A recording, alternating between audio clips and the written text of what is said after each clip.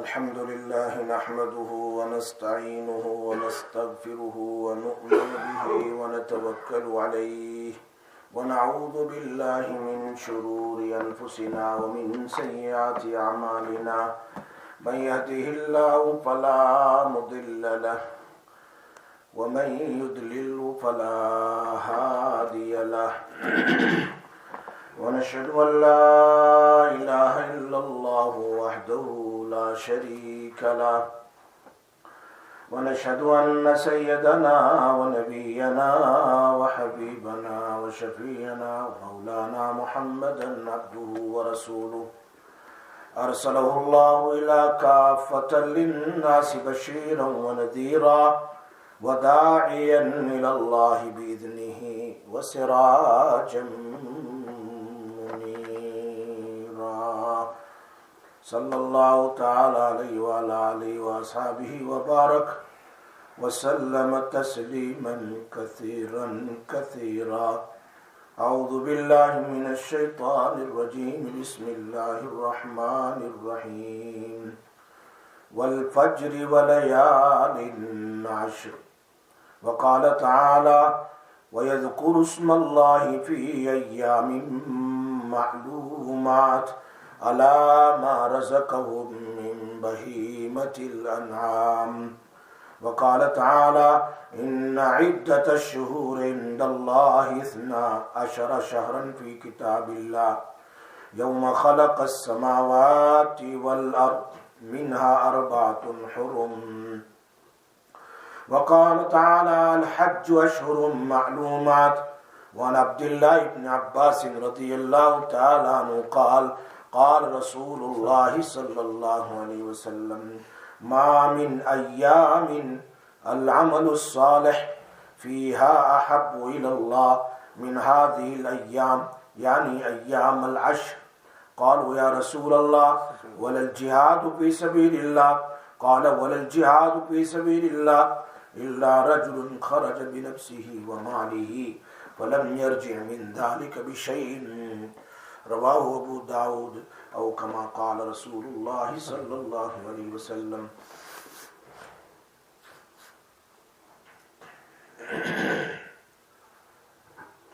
میرے بھائیوں اور پردہ نشین، میری محترمہ مائیں اور بہنیں،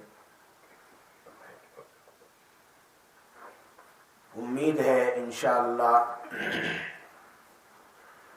آج ذی القعدہ کی آخری تاریخ ہو اور آئندہ کل سے ذی الحجہ کا مہینہ شروع ہو جائے. ذی الحجہ اسلامی کیلنڈر کا آخری مہینہ ہے. یہ حج کا مہینہ ہے، اس میں شوال، ذوالقعدہ اور ذی الحجہ یہ حج کے مہینے ہیں. اور قرآن کریم نے ان مہینوں کو اشہر الحرم کہا.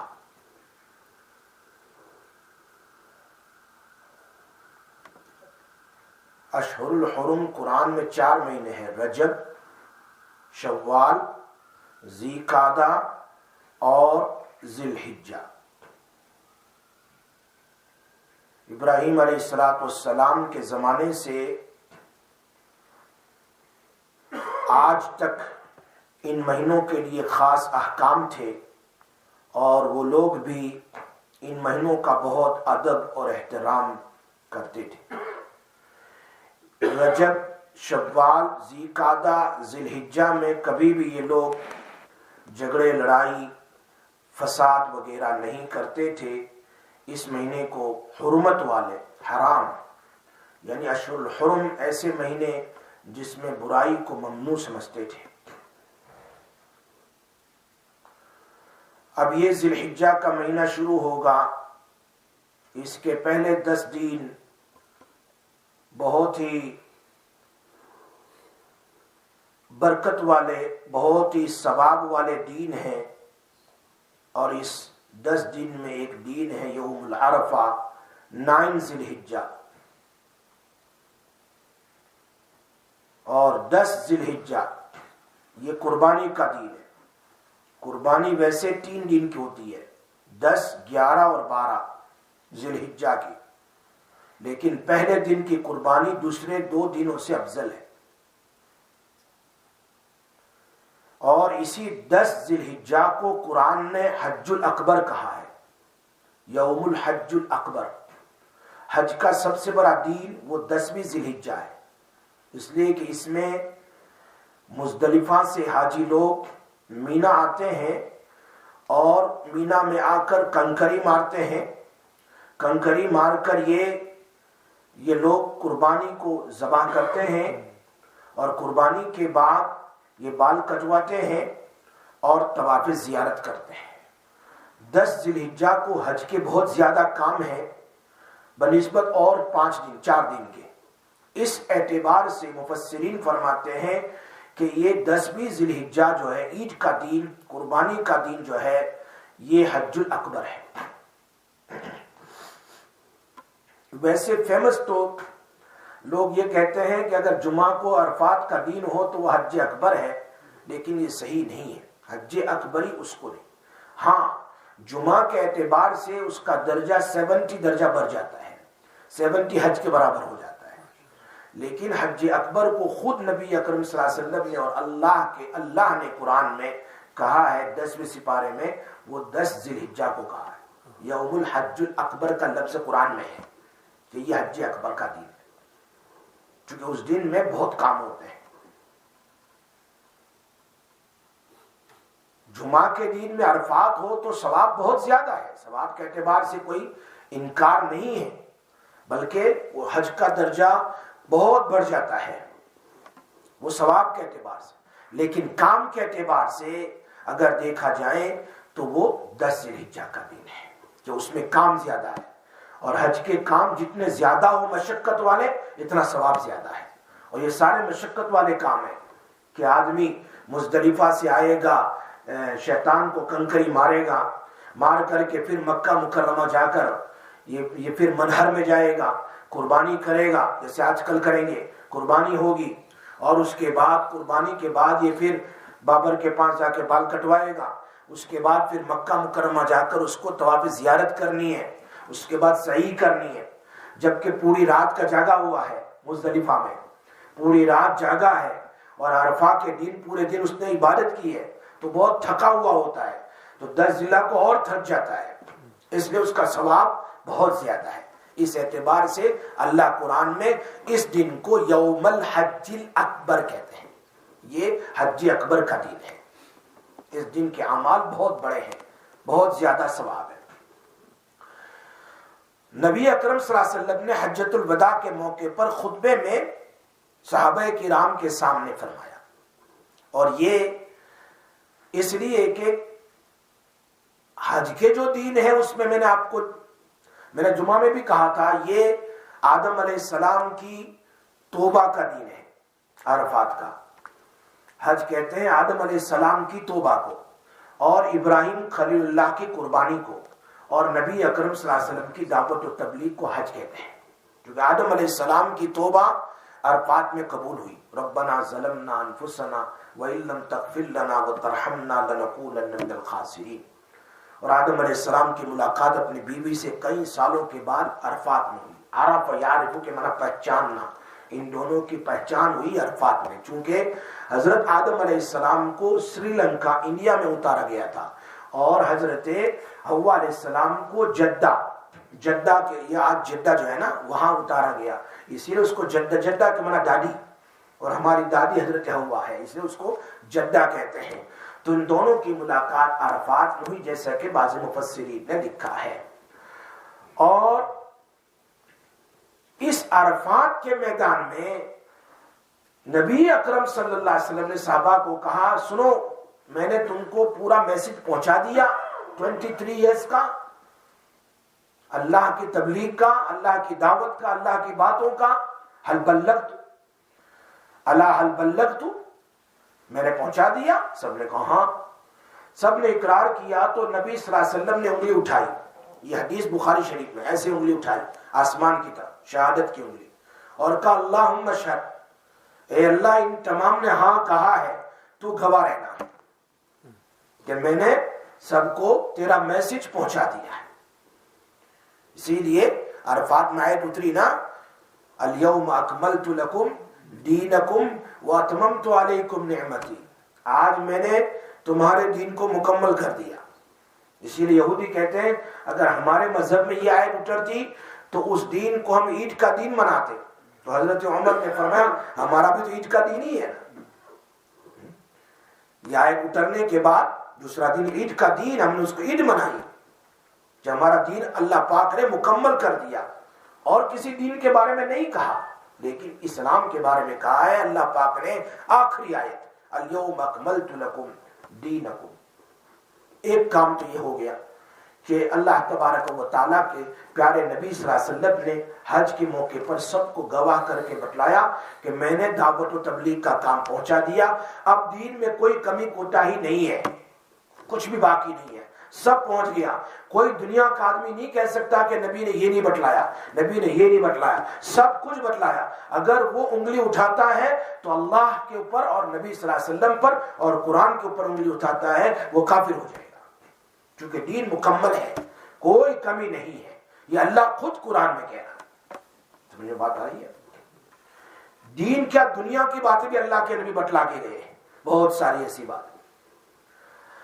دوسری بات, ابھی ذی الحجہ کے اندر میں 5 دن ہیں. 5 دن ہیں, 8 ذی الحجہ, 9 ذی الحجہ, 10, 11 اور 12.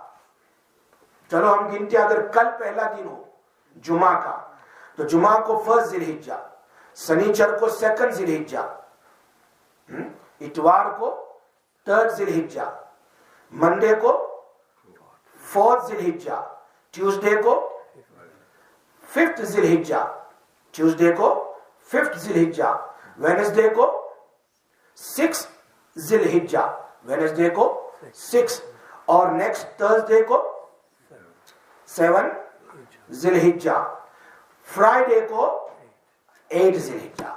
تو فرائیڈے فجر سے مرد اور عورت دونوں کے اوپر واجب, اگر آج رات چاند ہوا تو, سننا ہی بات, اگر آج رات چاند ہوا تو نیکسٹ فرائیڈے, کل کی فرائیڈے نہیں, پرسوں کی فرائیڈے نہیں, اس کے بعد والی فرائیڈے, نیکسٹ فرائیڈے کو وہ 8 ذی الحجہ ہوتا ہے, اور وہ ہے 8, 9, 10, 11 اور 12. بات سمجھ آئی ہے؟ یہ حج کے دن ہوں گے. 8 کو سب لوگ کہاں جائیں گے؟ حج میں جائیں گے. 8 کو کہاں جائیں گے؟ حج میں جائیں گے. اب اس کے بعد سیٹرڈے عرفہ کا دن ہے. سیٹرڈے اگر میں نے کہا کہ اگر آج چاند ہوا تو نیکسٹ سیٹرڈے, یہ آنے والی سیٹرڈے کی بعد کی سیٹرڈے عرفہ کا دن ہے, اور سنڈے عید کا دن ہے. تو 9 کو جب حاجی 8 کو جب حج میں جائیں گے, مینا جائیں گے, 9 کو وہ عرفات میں جائیں گے. 9 کو کہاں جائیں گے؟ عرفات, یعنی نیکسٹ سیٹرڈے وہ عرفات میں ہوں گے. تو سیٹرڈے کو فجر کی نماز سے لے کر سیٹرڈے, سنڈے, منڈے, ٹیوزڈے اور وینسڈے کی عصر تک 23 نماز ہے. کتنی نماز ہے؟ 23 نماز ہے. ان میں کیا کرنا ہے؟ ہمیں تکبیر تشریق پڑھنی ہے. اللہ اکبر, اللہ اکبر, لا الہ الا اللہ, اللہ اکبر, اللہ اکبر وللہ الحمد. یہ تکبیر تشریق ہے. انشاءاللہ پھر بھی یاد دہانی کریں گے نیکسٹ وینسڈے کو, زندگی باقی رہی تو یہ یاد رکھنا ہے کہ اگر آج چاند ہوا تو نیکسٹ فرائیڈے کو لوگ حج میں جائیں گے, سیٹرڈے کو تکبیر تشریق شروع ہوگی. ہر فرض نماز کے بعد واجب ہے, مرد پر بھی عورت پر بھی. اگر چھٹ جائیں, یاد آئیں, مصلی پر اگر باقی ہے تو پڑھ لی جائے. رکعت بھی چھٹ جائے تو رکعت پوری کرنے کے بعد اس کو پڑھنی ہے. اتنی زور سے پڑھنی ہے کہ خود سن سکیں, زور سے پڑھنی ہے تاکہ خود, مردوں کو زور سے پڑھنی ہے, عورتوں کو آہستہ پڑھنی ہے. آئی بات سننے, یہ واجب ہے. واجب کو چھوڑنے پر گناہ ہوتا ہے. اس لیے تکبیر بیسٹ یہی ہے کہ اپنے مسلح جو ہو عورتوں کو مسلح کے سامنے دیوار پر یہ تکبیر تشریق کو چپکا دینا چاہیے کہ تکبیر تشریق پڑھنی ہے، تو یاد آ جاتی ہے تو اس کو کیا پڑھ لیا جائے ایک بار۔ یہ کیا تکبیر تشریق ہے کیا؟ اللہ اکبر اللہ اکبر لا الہ الا اللہ اللہ اکبر۔ حضرت اسماعیل علیہ السلام نے چھری چلانی شروع کی، چھری چلانی شروع کی تو فوراً جبرائیل علیہ السلام وہ پڑھ رہے تھے اللہ اکبر اللہ اکبر، فوراً جبرائیل علیہ السلام دمبا لے کر آ گئے۔ کیا لے کر آ گئے؟ جنت کا شیپ لے کر آ گئے اور کہا لا الہ الا اللہ اللہ اکبر۔ جبرائیل علیہ السلام نے دوسرا سینٹنس کہا تو اسماعیل علیہ السلام سن رہے ہیں اللہ اللہ اکبر وللہ الحمد، انہوں نے کیا کہا؟ اللہ اکبر وللہ الحمد۔ تو گویا اس جملے میں 3 لوگوں کی دعائیں ہیں۔ پہلے ابراہیم علیہ السلام اللہ اکبر اللہ اکبر، اس کے بعد جبرائیل علیہ السلام کی دعا ہے لا الہ الا اللہ اللہ اکبر، اس کے بعد اسماعیل علیہ السلام اللہ اکبر وللہ الحمد۔ ہم کتنے نصیب والے ہیں، اس امت کو ابراہیم علیہ السلام کا وظیفہ ملا، جبرائیل علیہ السلام کا وظیفہ ملا اور اسماعیل علیہ السلام کا وظیفہ ملا۔ اتنی زبردست قربانی ہے، علماء کرام فرماتے ہیں کہ اصل تو بیٹے کو ذبح کرنا ہے، اصل تو اللہ نے کہا نا قرآن میں کہ اسماعیل علیہ السلام کو ذبح کرو، لٹا دیا بیٹے کو لٹا دیا اور ان کے پیر کو انہوں نے باندھا تو بیٹے نے کہا ابا جان مجھے الٹا لٹا دو، الٹا کہا آپ میرے چہرے کو، خوبصورت چہرہ ہے اسماعیل علیہ السلام کا۔ اور عجیب قرآن میں دیکھو اللہ پاک نے کتنی ان کی تعریف کی ہے، کیسا ایسا بیٹا ہے، کہا مجھے الٹا لٹا دو کہیں میرا چہرہ دیکھ کر تمہیں رحم نہ آ جائے اور تم اللہ کا حکم پورا نہ کرو، تم اللہ کا حکم پورا نہ کر سکو، اور میرے کپڑے کو ذرا سمیٹ لینا، نکالنا نہیں سمیٹ لینا، اس زمانے میں چادریں پہنتی تھے، سمیٹ لینا برابر اس کو، مجھے اس کو لپیٹ دو کہ تاکہ خون نکلے تو میرے کپڑے پر نہ گرے ورنہ میری امی دیکھے گی تو تھوڑی پریشان ہوگی جی۔ اور بعض کہتے ہیں کہ وہ چھری جب چلانا شروع کی چھری چلتی نہیں اور وہ اور کر رہے ہیں جیسے پھر شارپ کر کے پھر کر رہے ہیں تو حضرت ابراہیم علیہ السلام غصے میں کہہ رہے ہیں چھری چلتی کیوں نہیں، ہر جگہ چلتی یہاں نہیں۔ فرمایا تمہارا کام چلانا ہے، اللہ مجھے منع کر رہا ہے نہیں چلنا ہے، اللہ نے منع کیا۔ وہ جیسے ہی اللہ اکبر کہہ رہے جبرائیل علیہ السلام دمبا لے کر آ گئے، کہا ان کو چھوڑو، یہ فلما اسلما وتلہ للجبین، دونوں جھک گئے، ابراہیم علیہ السلام بھی اور بیٹا بھی۔ آج کل کی اولاد ہوتی تو پولیس کو فون کرو مجھے قتل کرنے کی بات کر رہا ہے، کیا تھے اللہ اکبر، کیا تھے۔ وہ بیٹا بھی کیسا، فبشرناہ بغلام حلیم، میں تمہیں ایسا بیٹا دوں گا ابراہیم جو برداشت کرنے والا ہوگا۔ سبحان اللہ، اللہ نے بیٹا بشارت بھی دی اور بیٹا دیا، اور بیٹا بھی دیا 100 سال کی عمر میں۔ ان کی بیوی کی، ابراہیم علیہ السلام کی بیوی کی عمر 90 ایئرس کی ہے اور ان کی عمر 100 سال کی، تب بیٹا ملا۔ وہ تو وہ قرآن میں پورا واقعہ ہے نا کہ ابراہیم علیہ السلام اپنے گھر میں تھے بیٹھے ہوئے اور اچانک آ گئے 2 یا 3 بڑے نوجوان خوبصورت، 14 سپارے میں ہے، بہت خوبصورت۔ تو ابراہیم علیہ السلام نے، ہماری طرح تو نہیں تھا کہ دروازہ بند رہتا تھا، اس زمانے میں چھوٹا سا مکان تھا، وہ آ گئے اندر، ویلکم کیا، السلام علیکم، وعلیکم السلام، سب کچھ، تشریف رکھے بیٹھو بیٹھو بیٹھو۔ ابراہیم علیہ السلام نے ہماری طرح پوچھا چائے پیو گے کہ نہیں پیو گے، پیو گے کہ نہیں پیو گے، نہیں بھی کہہ دیا اور نہیں پینا ہے، کھانا کھاؤ گے کہ نہیں کھاؤ گے، ایسا نہیں پوچھا، کچھ نہیں پوچھا۔ اندر چلے گئے، ان کے پاس بچڑا تھا، بچڑے کو ذبح کر کے اس کو بھون دیا اور بھونا ہوا بچڑا لا کر سامنے رکھ دیا، پوچھا نہیں ہے۔ مہمان آئے ہیں نا، 3 نوجوان آئے ہیں۔ اب یہاں یہ بھی پتا چلتا ہے کہ نبی کو غیب کا علم نہیں ہوتا ہے، یاد رکھو، نبی کو غیب کا علم، ورنہ ان کو پتہ ابراہیم خلیل اللہ ہے، ان کو پتا ہوتا کہ کون ہے، لیکن وہ تو نوجوان شکل میں آئے ہوئے تھے بیٹھے۔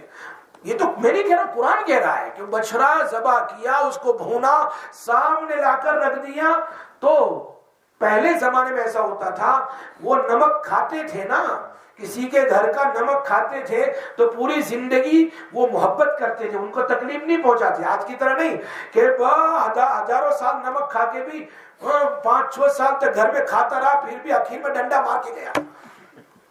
آج ایسا ہے، نمک کھاتا رہا پھر بھی مار کے گیا. اس زمانے میں کوئی نمک کھاتا تھا تو کبھی اس کو نقصان نہیں پہنچاتا تھا. اب تو ابراہیم علیہ السلام ڈر گئے کہ یہ ہاتھ کیوں نہیں ڈالتے، مجھے تکلیف پہنچانے کے لیے آئے ہیں کوئی.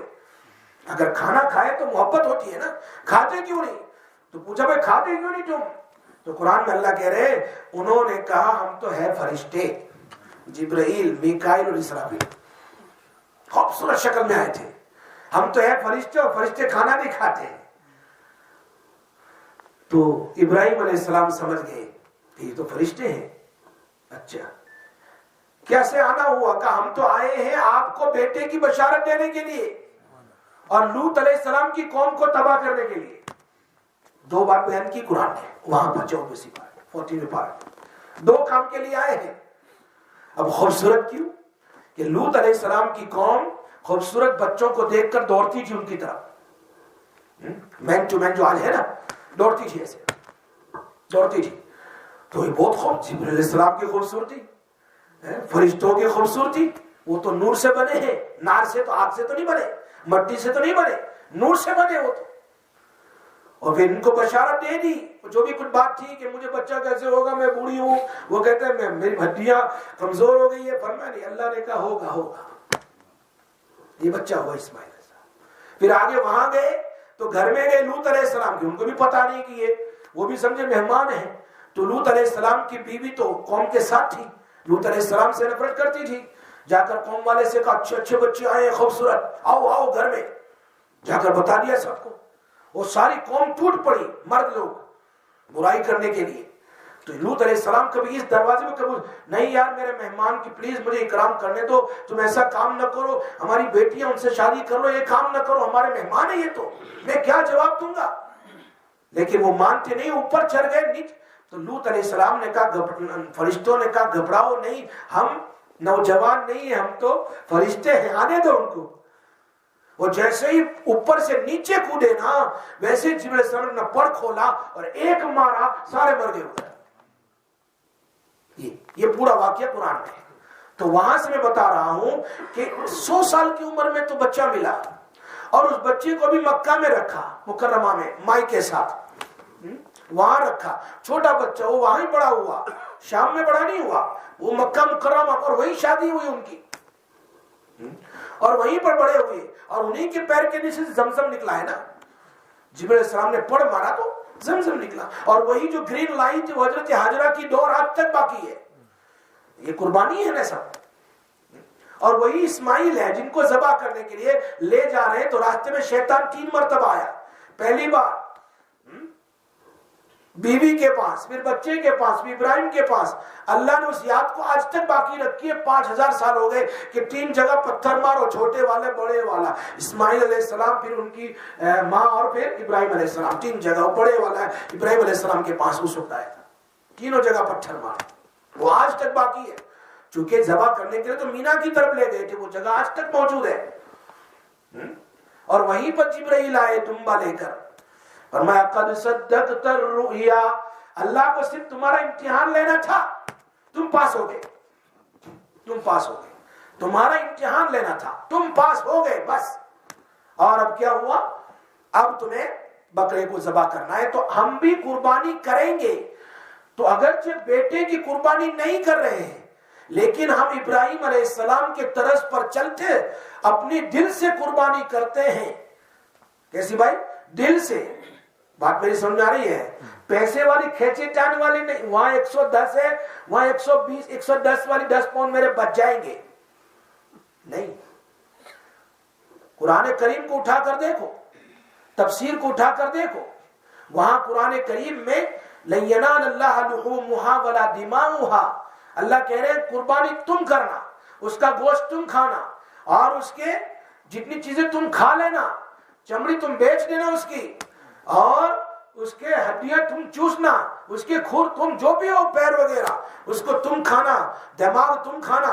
میں تو تمہارا ولاکی ینال التقوی منکم، میں تمہارے دل کے اندر کی خوشی دیکھنا چاہتا ہوں کہ تم کس خوشی کے ساتھ میرے راستے میں قربانی کرتے ہو۔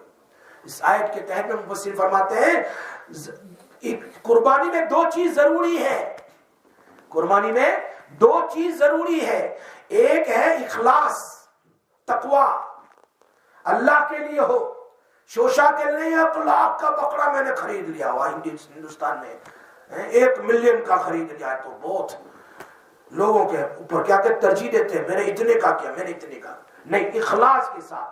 نمبر 2 زمنوا زحایاکم فإنه علی الصراط مطایاکم، موٹی قربانی کرو تاکہ تم اس پر بیٹھو قیامت کے دن اور وہ قربانی تمہیں جنت میں لے جائے، پل صراط کے اوپر سے۔ بھائی وہ ڈبلی پٹلی 100 پاؤنڈ والی نہیں کہ دھکا مارو گر کے مر جائیں، 50 پاؤنڈ زیادہ جائیں گے لیکن اس میں نفع میرا ہے، یہ 50 پاؤنڈ تو ختم ہو جائیں گے، لیکن کیا ہوگا؟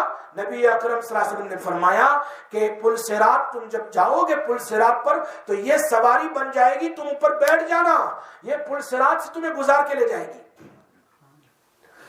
اب سوال تمہارے ذہن میں آیا ہوگا، میری مائیں اور بہنیں شاید نہ بھی آیا ہو لیکن میرے ذہن میں تو آیا کہ میں تو ہر سال بہتر سے بہتر قربانی کرتا ہوں، 150 پاؤنڈ والی، 160 70 80 200 پاؤنڈ والی، اور کوئی بہت سارے ماشاءاللہ ہمارے 2-3 دوست نے بتایا انہوں نے تو اونٹ کی قربانی کی ہے، 1000 پاؤنڈ بھیجے انہوں نے یہاں سے فلسطین، 1000 پاؤنڈ اونٹ کی قربانی دینے والے دیتے ہیں قربانی، چونکہ اس میں کسی کا فائدہ ہے، بیچارے غریبوں کے گوشت کا فائدہ ہے لیکن اپنا فائدہ بھی ہے کہ میں قیامت میں اونٹ پر بیٹھ کر پل صراط پر چلوں گا۔ ہر ایک کی اللہ کے نبی کہہ رہے، میں نہیں کہہ رہا ہوں، سمنوا زحایاکم، موٹی قربانی کرو، چھوٹی چھوٹی والے سستی والی نہیں، دل کی خوشی کے ساتھ کرو۔ کیوں؟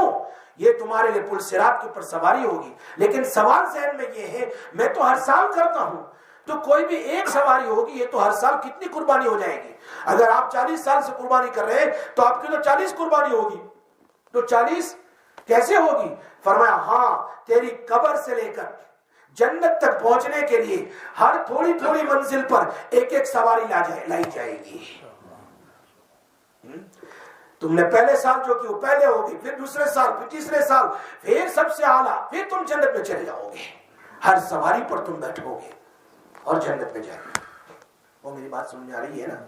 یا پھر ایک بڑی سواری ان تمام کے بدلے میں لائی جائے گی، یا بعض علماء فرماتے ہیں کہ وہ سواری تمہاری بہت موٹی تھی تو اللہ پاک اس قربانی کی وجہ سے پل صراط کے اوپر چلنا تمہارا بالکل آسان کر دیں گے، ایک دم ایزی، اور بجلی کی طرح گزر گیا۔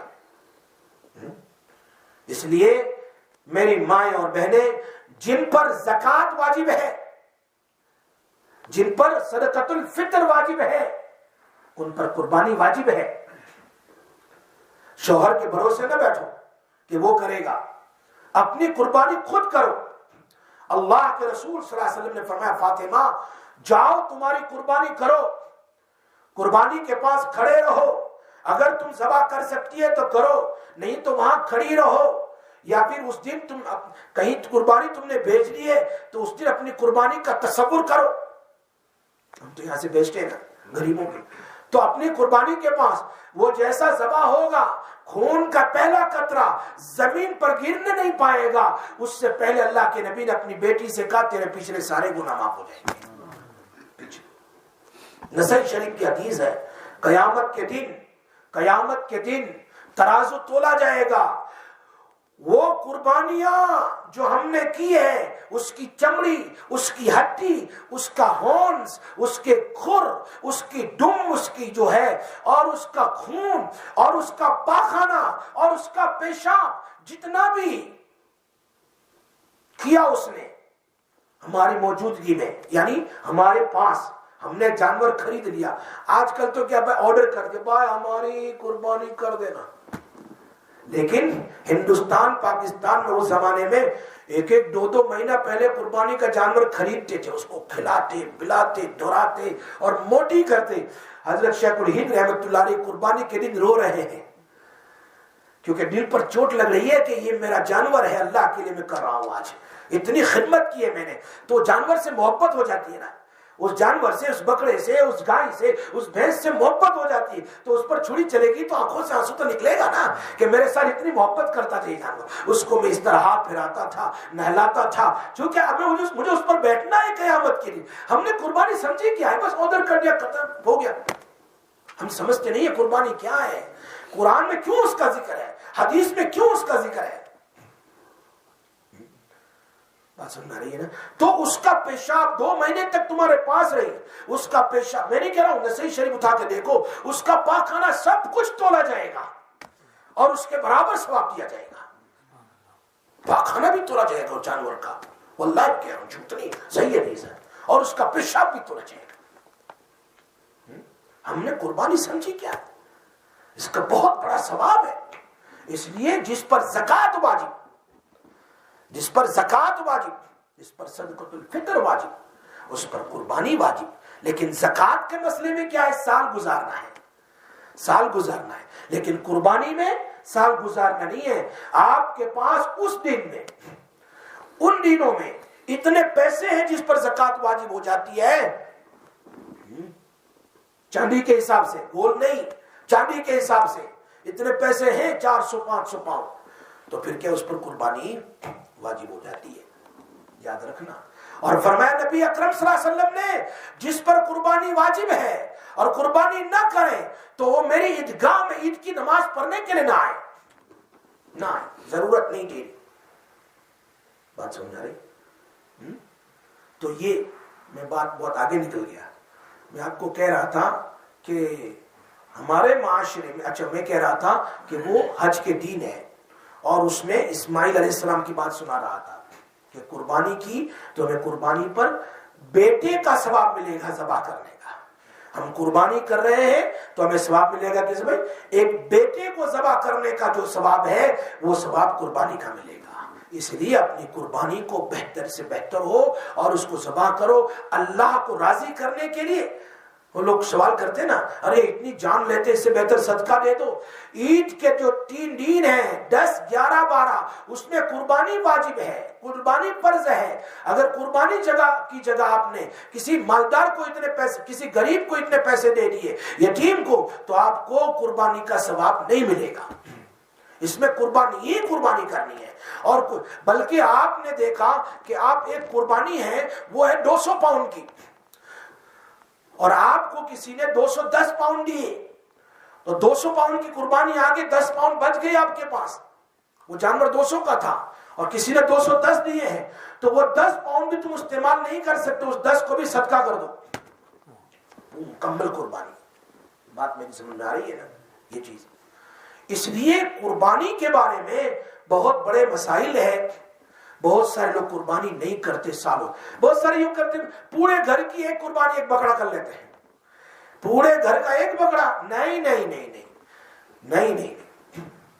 جس کے پاس اگر ہماری اولاد بالغ ہے اور ان کے بینک بیلنس میں 500 پاؤنڈ سے زیادہ ہے تو ان پر بھی قربانی واجب ہے، ان کا بھی شیئر لگاؤ، یا تو بڑا جانور ہو جس میں 7 کا شیئر آ جائے، یا ایک ایک کرو بکرا، ایک ایک کا، اس طرح۔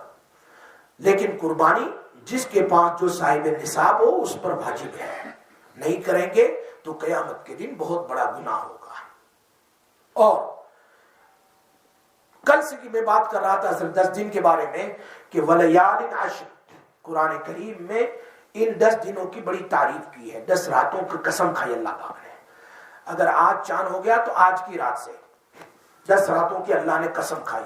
عبداللہ ابن عباس فرماتے جن کی باتیں قرآن پاک کی تفسیر کے سلسلے میں سب سے زیادہ صحیح سمجھی جاتی ہے، اور وہ امام المفسرین ہیں، اور بخاری شریف والے امام بخاری عبداللہ ابن عباس کے قول کو نقل کرتے ہیں۔ وہ فرماتے ہیں عبداللہ ابن عباس وَلَيَالٍ عَشْرٍ سے مراد یہ 10 رات اتنی قیمتی ہے، اتنی قیمتی ہے، آج رات سے 10 رات تک اگر چاند نظر آئے، 10 رات اتنی قیمتی ہے کہ اس کی اللہ نے قسم کھائی ہے، ان راتوں کی قسم کھائی ہے۔ اور اتنی فضیلت کیوں ہے اس کے بارے میں اسلام کی ساری عبادتیں ان دنوں میں ادا ہو سکتی ہے. ان دنوں میں حج بھی ہے، قربانی بھی ہے، روزہ بھی ہے، لوگ عمرہ بھی کرتے ہیں، ہر نیکی کرنا چاہیں. رمضان میں کوئی حج نہیں کر سکتا، رمضان میں کوئی حج نہیں کر سکتا ہے، اور رمضان میں کوئی قربانی نہیں کر سکتا. اس میں قربانی بھی ہے، تکبیر تشریق بھی ہے. اس لیے یہ دین بہت بڑے ہیں، اس میں سب کچھ ہے، آدمی ہر چیز کر سکتا ہے جی. تو آدمی اس میں روزے بھی رکھ سکتا ہے، اس میں قربانی بھی کرتا ہے، عمرہ بھی کر سکتا ہے، حج بھی کرتا ہے، اور تکبیر تشریق بھی کرتا ہے، عرفہ بھی ہے. اس میں بہت ساری چیزیں ہیں. اس کی ایک ہر رات لیلۃ القدر کے برابر ہے. یہ 10 رات جو ہے نا، ہر رات لیلۃ القدر کے برابر ہے. اور ایک دن کا روزہ ہے 1 سال کے روزے کے برابر. ترمذی شریف میں ہے یہ ایک دن کا روزہ 1 سال کے. اور عرفہ کے دن کا روزہ رکھیں تو 1 سال پچھلے 1 سال اگلے 2 سال کے گناہ معاف ہو جاتے ہیں. اور عرفہ کے دن دعائیں قبول ہوتی ہے. اور اس میں اللہ تبارک و تعالیٰ نے ہر چیز کی قسم کھائی. عرفہ کی قسم کھائی، اللہ پاک نے قربانی کی رات کی قسم کھائی ہے، 10 دنوں کی قسم کھائی ہے. تو یہ بہت عظیم الشان دین ہے. اور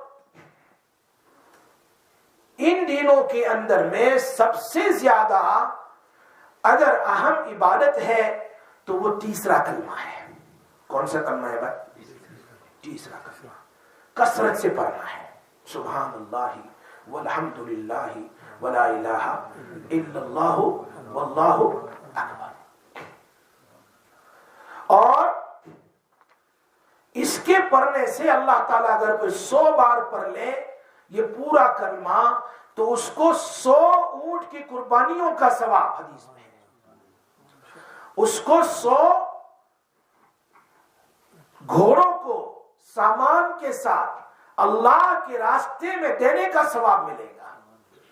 100 غلام آزاد کرنے کا ثواب ملے گا. اور اس سے زیادہ نیکی کوئی کرنے والا نہیں ہے اگر 100 بار پڑھا. ہاں اگر کوئی 100 سے زیادہ پڑھ لے اس کی نیکی زیادہ ہو جائے. تو ان دنوں کے اندر میں سب سے بڑی بات یہ ہے کہ ہم تیسرے کلمے 5 نماز کی پابندی کریں. 5 نماز کی پابندی کریں. نمبر 1، گویا ہم اس عشرے کا استقبال کر رہے ہیں. 5 نماز کی پابندی کریں اور خوب توبہ اور استغفار کریں. اس میں سب سے پہلا کام صلاۃ التوبہ پڑھیں. روزانہ صلاۃ التوبہ پڑھیں اور اللہ سے ان ایام کے اعمال صالحہ کی قبولیت کا. اس لیے حدیث میں ہے کہ اللہ کے رسول فرما رہے ہیں ان دنوں میں اعمال صالحہ اللہ کو اتنے محبوب ہے کہ پورے سال میں اتنے محبوب نہیں. تو اللہ سے صلاۃ التوبہ کریں اور اللہ سے کہیں اللہ میرے ان دنوں کے اعمال صالحہ کو تو قبول کر لے. سب سے بڑی بات. اور ہر نماز کے بعد استغفار کریں. کیا کریں بھائی؟ استغفار کریں. استغفار استغفر اللہ، نستغفر اللہ، استغفر اللہ واتوب الیہ، استغفر اللہ ربی من کل ذنب واتوب الیہ، استغفر اللہ الذی لا الہ الا هو الحی القیوم واتوب الیہ. اس طریقے سے جتنے بھی استغفار ہو سکتے ہیں کم سے کم 300 ٹائم اور زیادہ سے زیادہ 500 بار روزانہ کریں. یہ کثرت کی نشانی ہے. 300 سے لے کر 500 تک. اگر پورا نہیں پڑھ سکتا تو کم سے کم استغفر اللہ استغفر اللہ استغفر اللہ استغفر اللہ ہر نماز کے بعد 100 بار ضرور پڑھ لیں. آپ کا اگر کوئی پرابلم ہو، کوئی پریشانی ہو، واللہ کہہ رہا ہوں میں، حدیث اور قرآن کے سامنے رکھ کر میں کہہ رہا ہوں کہ آپ دماغ میں سوچ کر کے آپ صرف 500 بار 10 دن پڑھو، آپ کا وہ کام ہو جائے گا. استغفر اللہ. ہزاروں واقعات ہیں. یہ تو خود اللہ قرآن میں کہہ رہا ہے استغفروا ربکم انہ کان غفارا. معاف بھی کر دے گا. یرسل السماء علیکم مدرارا ویمددکم. تو ان دنوں میں ہمیں استغفار کرنا ہے. صلاۃ التوبہ پڑھ لیں روزانہ 2 رکعت کی، چاہے عشاء کے بعد پڑھیں، مغرب کے بعد پڑھ لیں. توبہ کی نیت سے اللہ زندگی بھر جتنے گناہ کیے تو مجھے معاف کر دے. اور نمبر 2 پر سجدے شکر کریں یا صلاۃ الشکر پڑھیں 2 رکعت، اور اللہ سے دعا کریں اللہ تعالیٰ تو نے مجھے یہ مہینہ عطا فرمایا، اب اس مہینے میں جتنے میں نیک اعمال کروں اللہ تو سے قبول فرما جی۔ اور تیسری چیز، ہر فرض نماز کے بعد بیٹھ کر، میں سمجھتا ہوں 1.5 منٹ لگے گی آپ کو، 1.5 منٹ سے 2 منٹ، 2 منٹ کیا ہے، 100 بار استغفر اللہ استغفر اللہ استغفر اللہ استغفر اللہ پڑھ لیں 100 بار۔ 5 نماز کے بعد اب دیکھو گے 500 بار ہو جائے گا۔ ان 10 دن میں آپ 500 بار کریں گے تو کتنی بار استغفر اللہ آپ نے کر لیا ہے۔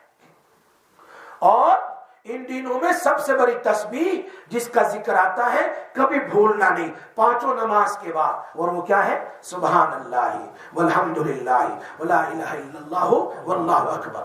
یہ پورے قرآن کا نچوڑ ہے، پورے قرآن کا خلاصہ ہے، پورے قرآن کا نچوڑ ہے۔ جو اس کو کرے گا اللہ اکبر، اللہ تبارک و تعالیٰ اس کو ان دینوں میں اس کی ان اعمال کو، ان دعا کو، ان تسبیحات کو اللہ قبول کر لے گا، اور اس کے ایک ایک دین کی تسبیحات پر اس کو کتنا ثواب ملے گا جس کا اندازہ نہیں کر سکتے۔ میں نے بتایا رات کی عبادت میں ضرور کریں۔ چلو یہ چھوٹی چھوٹی رات ہے نا، 10 راتیں بہت چھوٹی ہے، عشاء 11 بجے ہوتی ہے اور فجر 4 بجے ہو جاتی ہے، اٹھنا بڑا مشکل ہوتا ہے۔ ایک کام تم کر سکتے ہیں نا، ضرور کر سکتے ہیں، کیوں نہیں، مغرب کے بعد اوابین پڑھ لو، چونکہ لیلۃ القدر شروع ہوتی ہے مغرب سے، ختم ہوتی ہے فجر صبح صادق پر، تو اس میں 2 کام آپ کو کرنے ہیں۔ ایک کام مغرب کے بعد اوابین پڑھ لو۔ اوابین کے بارے میں حضرت مولانا موسیٰ روحانی بازی لکھتے ہیں اپنی کتاب میں کہ جمہور علماء کے نزدیک یہ ہے کہ مغرب کے بعد 2 سنت پڑھ لو، 2 نفل پڑھ لو، پھر 2 نفل پڑھ لو، 6 رکعت پڑھ لو، اگر بہت اور زیادہ کر سکتے 2 اور ملا لو، چلو 2 اور ملا لو، آپ کو روزانہ پڑھنے سے 12 سال کی عبادت کا ثواب ملے گا۔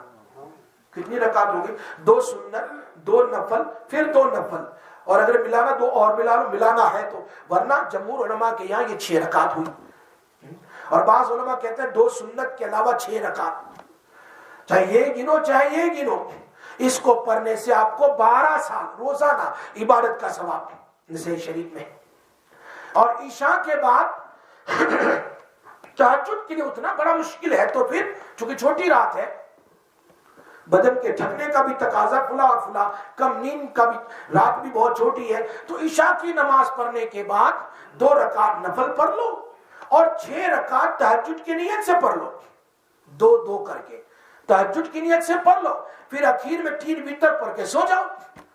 قیامت کے دن آپ کو تہجد گزاروں میں سے اٹھایا جائے گا، اور یہ راتیں ہمیں لیلۃ القدر کا ثواب بھی مل جائے گا۔ بات میری سمجھ آ رہی ہے؟ دین تو بڑا آسان ہے۔ اس لیے اگر کوئی آدمی 2 رکعت تہجد پڑھتا ہے، اس میں صلاۃ الشکر کی بھی نیت کر لے، صلاۃ التوبہ کی بھی نیت کر لے، صلاۃ الحاجت کی بھی نیت کر لے، تو 2 ہی رکعت میں سب کچھ مل بھی جاتا ہے۔ اللہ کی رحمت اتنی وسیع ہے، اس لیے ان دنوں میں ان دنوں کی ضرور قدر کریں۔ اللہ پاک نے دوبارہ بھی یہ دین دیے ہیں، کیا معلوم آئندہ ملیں گے کہ نہیں۔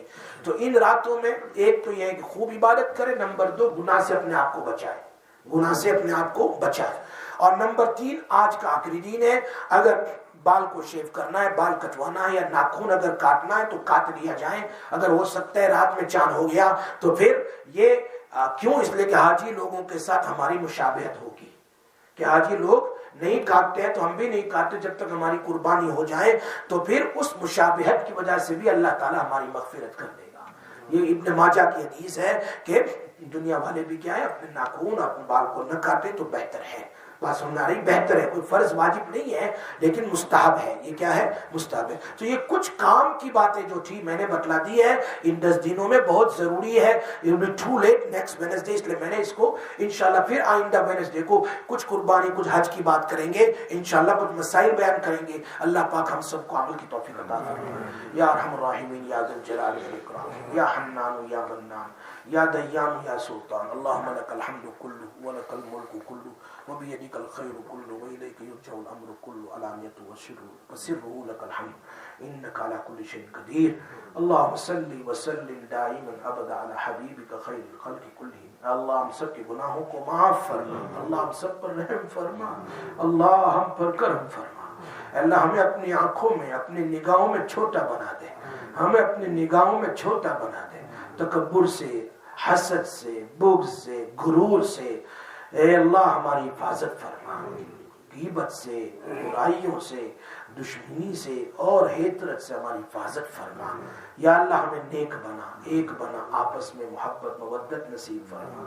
اے اللہ دشمنوں سے ہماری حفاظت فرما، دشمنوں سے ہماری حفاظت فرما، چاہے وہ انسانی دشمن ہو، چاہے وہ شیطانی دشمن ہو، چاہے وہ نفسانی دشمن ہو، اللہ ان تمام دشمنوں سے ہماری حفاظت فرما، ان تمام کے شرور اور فتن سے ہماری حفاظت، ان تمام کی زبانی شرور سے اور ان کی عملی شرور سے ہماری حفاظت فرما، ہمارے دین میں رکاوٹ بننے سے ہماری حفاظت فرما۔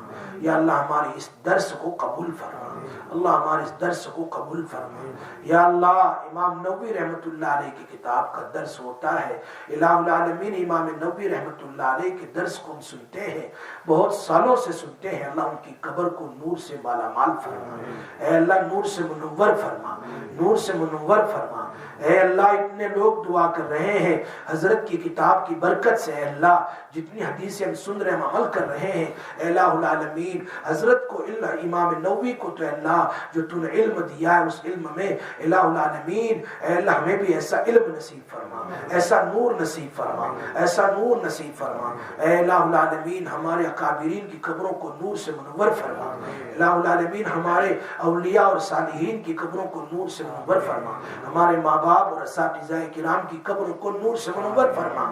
اے اللہ پوری امت کی مغفرت فرما، امت کی مغفرت فرما، جن جن لوگوں نے قربانی کی ہے کروا رہے ہیں اے اللہ سب کی قربانی کو قبول فرما، سب کو اخلاص نصیب فرما۔ اے اللہ اچھی اور بہترین قربانی تیری خوشی کے ساتھ کرنے کی توفیق نصیب فرما۔ اے اللہ پیسے تو آنے جانے والی چیز ہے لیکن قربانی ہمارے لیے قیامت کے دن چھٹکارے کا سبب بنے گا۔ اے اللہ ہمیں دل کھول کر اور خوب زیادہ اپنے لیے، اپنی آل اولاد کے لیے، اپنے ماں باپ مرحومین کے لیے، نبی کریم صلی اللہ علیہ وسلم کے لیے اور نیکوں کے لیے قربانی کرنے کے ہمیں توفیق نصیب فرما۔ الہ العالمین یا اللہ جہاں جہاں قربانی ہوگی سب کو قبول فرما۔ اے اللہ اس کا خون کا پہلا قطرہ گرے اس سے پہلے ہم سب کی مغفرت کر دینا۔ یا اللہ ہمارے دین کو قبول فرما، یا اللہ پوری زندگی دین پر قائم دائم فرما، آئندہ جتنی زندگی باقی ہے اے اللہ تو استقامت الدین نصیب کر دینا۔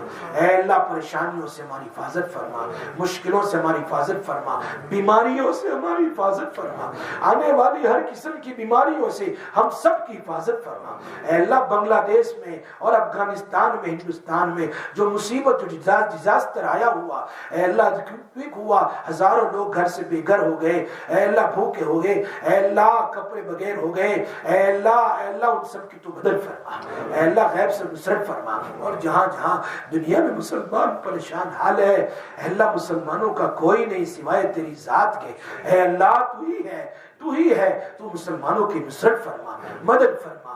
یا اللہ ہمارے اس درس کو قبول فرما، دنیا آخرت میں نجات کا ذریعہ بنا، عافیت کا ذریعہ بنا، مغفرت کا ذریعہ بنا، اپنے فضل و کرم سے نبی صلی اللہ علیہ وسلم کے سر کے ہماری دعا کو قبول فرما۔ وصلی اللہ تعالی علی سیدنا محمد وآلہ وسلم۔